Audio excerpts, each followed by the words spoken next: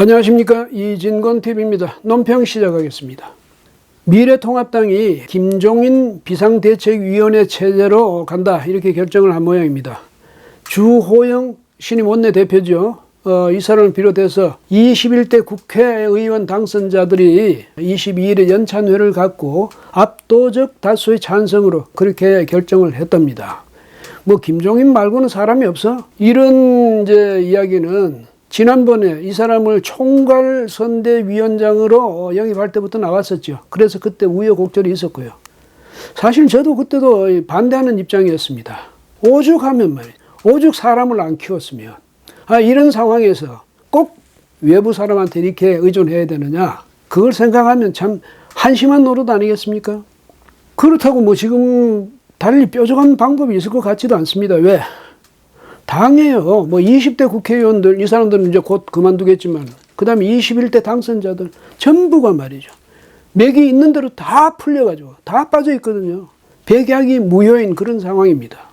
이런 상황 속에서도, 그나마 자신감을 가지고 내가 한번 해보겠다, 이렇게 나서는 외부의 명망가는 김종인 전 선대위원장, 이분이 거의 유일한 것 같습니다.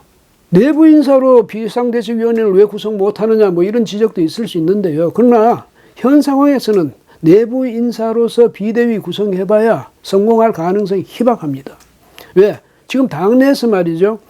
강력한 장악력을 가졌다고 인정될 만한 사람, 모두가 신뢰한다고 인정될 만한 사람, 이런 사람을 지금 찾기가 어려운 게 현실이거든요. 인재가 없어서 그런 건 아니고요.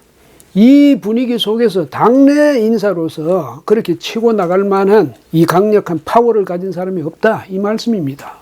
이 점에서는 미래통합당의 구성원 모두가 앞으로 정말 뼈저리게 반성해야 됩니다. 밖에 있는 사람은 아주 커 보이고 안에 있는 사람은 작아 보이는 이런 어떤 심리적 병폐, 이것부터 극복하지 않으면 안 되죠. 정말 진취적인 정당이 되려면요, 조금 역량이 모자라고 좀 자질이 부족하더라도 서로 그걸 보듬고 다듬고 그래서 키워내야죠. 인재로, 인물로. 좌파 정치 세력은요, 그간에 보면 안에서 인물을 키우고 영웅을 만들어냅니다. 그런데 우파 정치 세력은요, 있는 인재도 깔아뭉개버리죠. 그런 속성을 보여왔습니다. 한쪽은 기어이 정권을 쟁취해야 되겠다, 그런 생각으로 자기들은 사명감으로 똘똘 뭉쳐가지고 정권 쟁취 투쟁을 벌여왔거든요. 그런데 이 우파 정치 세력이 어떠냐? 자기가 가진 것, 그것만 지키기 위해서 혹시 이걸 남이 뺏어가는 게 아닌가? 또 남이 더 돋보여서 내가 상대적으로 작아 보이게 되는 것 아닌가?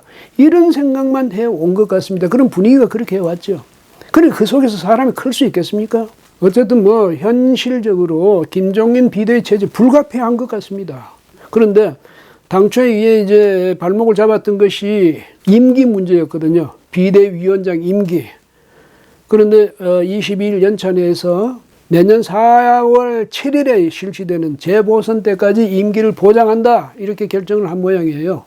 그러면 원래 그거는 이제 김종인 전 선대위원장 이분이 늘 주장했던 거니까 자기의 뜻이 받아들여졌으니까 이제 와서 마다할 필요가 없겠죠.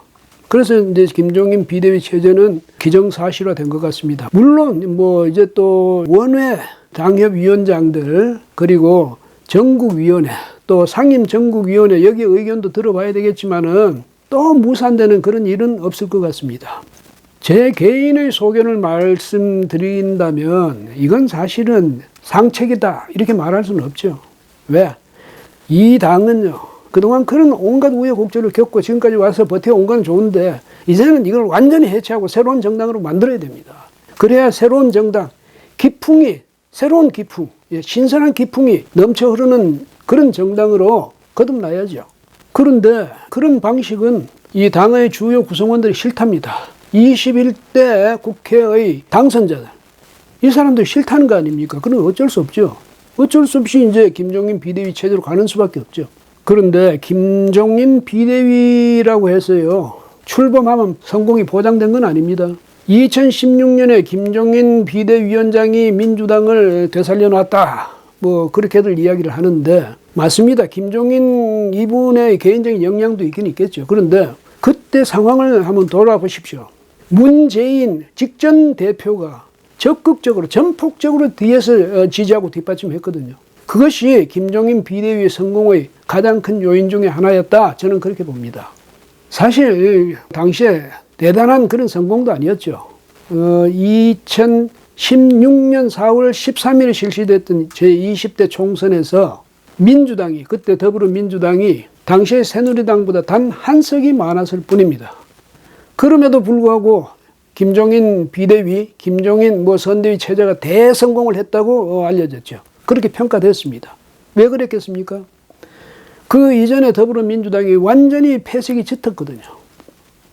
폭망한다 이런 정도에 이르렀습니다. 다 뿔뿔이 흩어지고 말이죠. 분당해 나가고.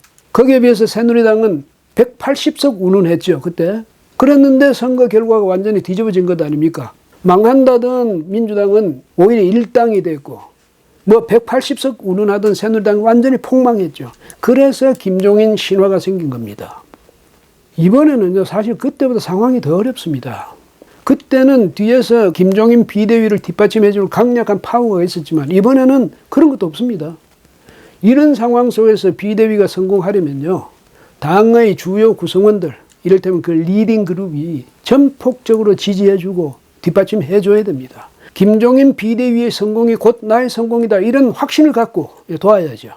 아니고 무슨 김종인 비대위가 성공하면 나는 빛이 없어져, 이런 식으로 면정복배라도 하게 되면 비대위는 실패할 것이고 미래통합당은 미래가 정말 없어지는 겁니다.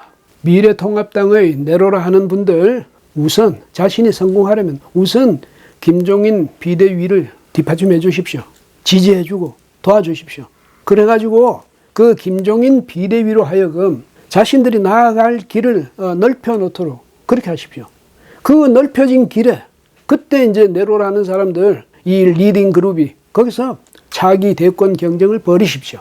김종인 비대위 성립을 계기로 미래통합당이 패배의식을 털어내고요, 정말 용솟음 치는 그런 용기를 새로 충전해가지고 앞으로 나아갈 수 있게 되기를 간절히 소망합니다. 오늘은 여기까지 하겠습니다. 고맙습니다.